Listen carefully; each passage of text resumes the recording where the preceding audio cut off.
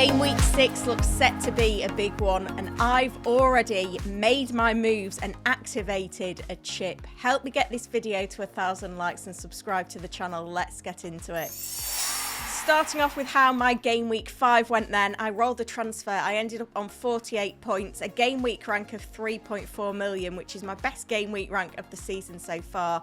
Third consecutive green arrow, up to 5.5 million in the world. Clearly some work still to be done. A little bit of regret on not playing the bench boost with a solid 11 points on the bench. In terms of my defence, it was slim pickings in terms of any clean sheets, but Chris Richards notched up the DEFCON points once again.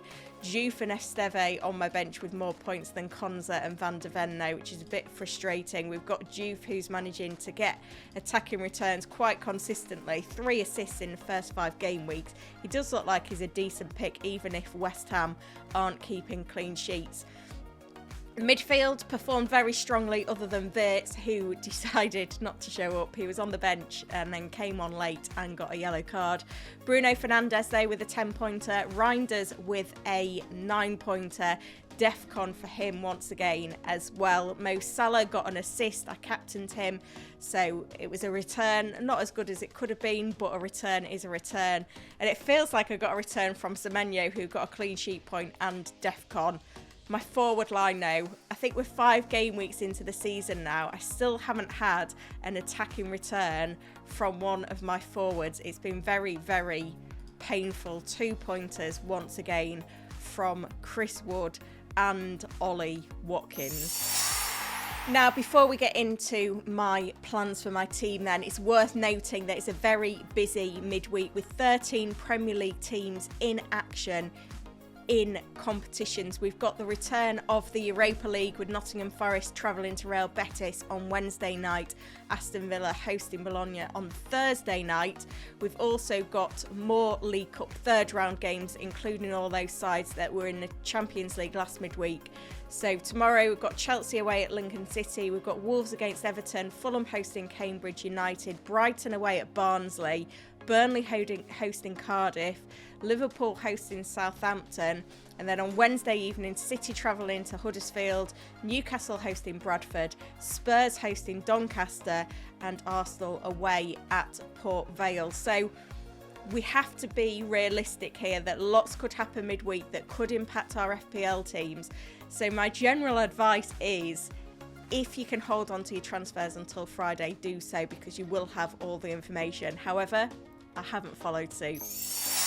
Having a look at the form versus fixture charts then, top of the form charts are Chelsea with Liverpool and Arsenal not far behind them. These clear of the rest of the pack. At the bottom end, it's Wolves, West Ham and Aston Villa who finally scored their first goal of the season in game week 5. Looking at the fixture charts, this is taken from Fantasy Football Hub's fixture ticker, sorted by attack difficulty over the next 4 game weeks, and in this case we see Leeds United at the top, followed by Wolves. 2 teams that are at the bottom of the form chart. Chelsea next now, and that is quite significant because when we look to go overall, it is Chelsea out in front by some margin, with Spurs, Arsenal, Manchester United, Everton among the chasing pack. My transfers then, well, there are 2 clear weak spots in my team. Starting off with Florian Wirtz, I decided to double up on Liverpool for the start of the season. They are the top team. They've scored pretty much the most goals as well. Having Salah has really helped me, but Wirtz blanked 5 games in a row on the bench in that 5th game as well. The patience has run out. He has to go. The other player I've lost all patience with is Ollie Watkins. 5 game weeks, 5 blanks, which is 1 goal from Aston Villa.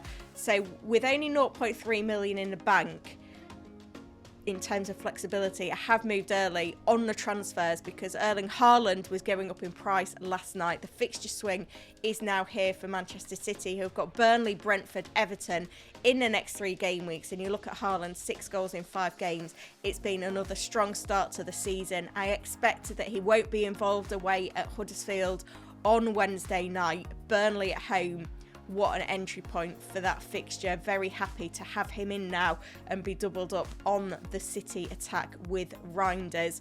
Also, that left me 5.9 million for a midfielder. Not the most exciting pick, but given that Chelsea are top of the form versus fixture charts, I've brought in Moise Caicedo. He's got 2 goals so far this season, maybe overperforming in terms of those returns, but he's also hit DEFCON in 4 of the 5 games so far for Chelsea. I think the fixtures will suit him in terms of DEFCON potential over the next few game weeks. Brighton at home, Liverpool at home, Forest away, Sunderland at home. Face 3 home games in the next 4 game weeks, and get it, he's not the most exciting FPL pick. But given that I'm probably going to wildcard maybe game week 8, I'm very happy to take a little bit of a punt on Caicedo in the short term. The plan was to get in Haaland in 2 transfers, which is what I've managed to do. I've still got 1 free transfer remaining, so that could get me out of trouble if I hit a problem in midweek.